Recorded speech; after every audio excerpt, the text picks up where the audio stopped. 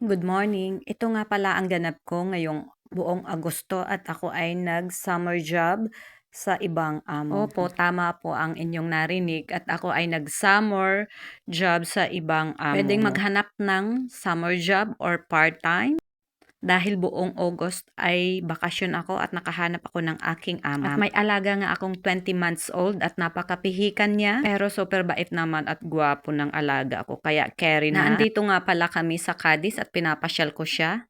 Dito kami malapit sa dagat. Mga 15 minutes walking from our house. At nag-rent nga si amo at may sarili akong kwarto dito. 4 na kwarto at 4 na toilet pero mas magaan ang trabaho ko dito. Gumigising ako ng 7:30 at ang tapos ko ay 8 to 9 ng gabi.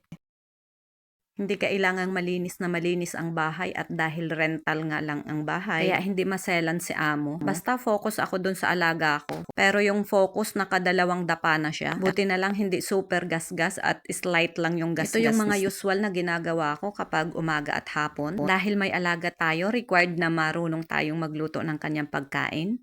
Steamed pumpkins lang Basta yan. Pumpkins, yummy na sa kanya pero kailangan meron ding alternative kasi minsan ayaw niya. Multitasking tayo at naandyan ang alaga ko sa tabi ko. Kailangan attentive tayo at napakalikot niya. Nag-half day ako ni amo kaya ako naman ay nakapag sunbathing dito sa dagat at ang ganda ng dagat nila, napakapino. Another day na maggagala na naman kami ng alaga ko. Maganda kapag nakakalabas at pampawala ng stress din. Ang lalaki ng mga guest house dito at mostly pinaparentahan lamang. May parke din pala dito ng aso at maraming aso dito. 1 hour pa ako sa sentro ng Cadiz. Kaya enjoy muna itong mga puno at nagagandahang mga bahay. 2 oras ko lang naman siyang pinapasyal at nasa stroller naman siya. Dahil maliit nga lang itong Puerto Maria, nakita ko si amo at nagkakape habang kami naggagala ng alaga ko. May sentro nga sila dito na pwede kang pumunta, may kapihan at mayroong mga souvenir shops. Pero hindi na kami pumasok ng alaga ko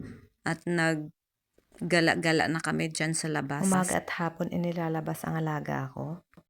Wala kang gaanong makikitang mga tao dito at sila nga ay nasa dagat doon lahat. Sa pupunta sa sentro ng Cadiz, huwag mag-alala at may public bus dito. Yun nga lang, malayo siya.